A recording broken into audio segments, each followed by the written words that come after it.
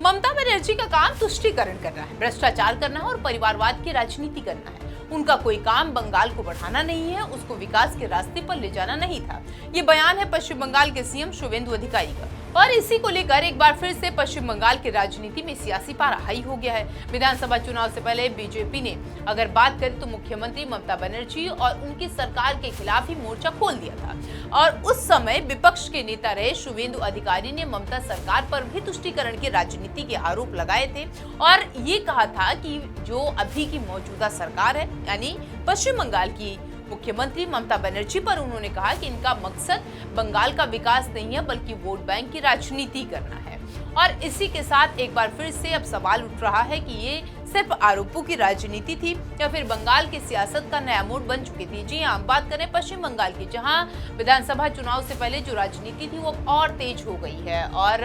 धार दे दिया गया। विधानसभा में विपक्ष उस समय नेता रहे शुवेंदु अधिकारी ने जो आरोप लगाए थे, अब जब वो मुख्यमंत्री पद पर आए उसके बाद से उन्होंने तुष्टीकरण, भ्रष्टाचार और परिवारवाद का आरोप लगाया और एक बार फिर से निवेश और रोजगार को लेकर के सरकार को घेरने की कोशिश की ममता बनर्जी के और ये कहा कि ममता बनर्जी का जो काम था वो ठीक नहीं था। घुसपैठ और सीमा को लेकर के भी उन्होंने आरोप लगाए थे। पार्टी का कहना था कि इससे राज्य की सुरक्षा और जनसांख्यिकी का संतुलन पर भी असर पड़ेगा। वहीं टीएमसी इन आरोपों को राजनीतिक बताकर खारिज कर रही है और भ्रष्टाचार के मुद्दे पर बीजेपी लगातार ममता सरकार को घेरती हुई नजर आ रही है। चाहे शिक्षक भर्ती घोटाला हो, नगर पालिका भर्ती में कथित अनियमितताएं हो, पशु तस्करी हो या फिर कोयला तस्करी हो, इससे जुड़े मामलों को लेकर बीजेपी अब सवाल उठाती है और इन्हीं मामलों में कई बार नेताओं और अधिकारियों के खिलाफ जांच भी हुई है और कुछ गिरफ्तारियां भी लगातार हो रही हैं। हालांकि टीएमसी का कहना है कि कानून अपना काम कर रहा था और अभी भी अगर बात करें तो तमाम ऐसे नेता हैं टीएमसी के जिनको कहीं न कहीं सड़कों पर घुमाया गया है।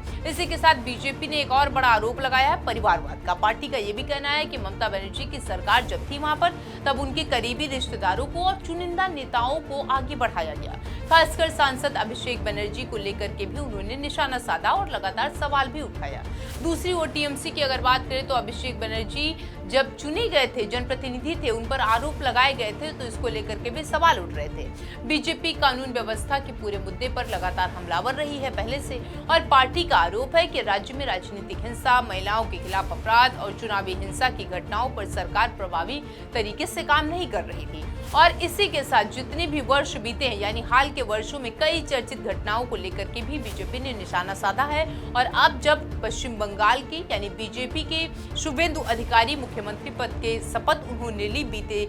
महीने में, उसके बाद से लगातार और सियासी पारा हाई हो गया है। टीएमसी इन आरोपों को अभी भी नकार रही है और कह रही है कि कानून व्यवस्था का उस समय जो काम था वो सरकार ने उसको बना के रखा है, प्राथमिकता दी है और उस समय जो लोग थे वो कहीं ना कहीं माहौल खराब करने की कोशिश कर रहे थे। केंद्र और राज्य सरकारों के रिश्तों को लेकर के भी दोनों पक्षों के बीच में, दोनों दलों के बीच में लगातार टकराव बना था। उस समय की अगर बात करें तो बीजेपी का आरोप था कि केंद्र सरकार की कई योजनाओं के क्रियान्वयन में राज्य सरकार ने सहयोग नहीं किया, जबकि टीएमसी का ये कहना है कि केंद्र पश्चिम बंगाल के साथ राजनीतिक भेदभाव करता रहा है और ये बयान भी ममता बनर्जी की तरफ से दिया गया था और राज्य के अधिकारों में दखल देता है। जैसे जैसे चुनाव नजदीक आते हैं ये सियासी टकराव और ज्यादा तेज होने की संभावना उस समय नजर आ रही थी और उसके बाद से चुनाव में ये देखी भी गई। बीजेपी विकास, कानून व्यवस्था और तुष्टीकरण जैसे मुद्दों को चुनावी एजेंडा बना रही थी और उसको लेकर के कहीं ना एक बार फिर से जमीन पर ये दिखाई दिया। अब जब कहीं पर भी कुछ होता है तो शुवेंदु अधिकारी जो मुख्यमंत्री है वो साफ तौर पर वहां पर जाते हैं और ये कहते हैं कि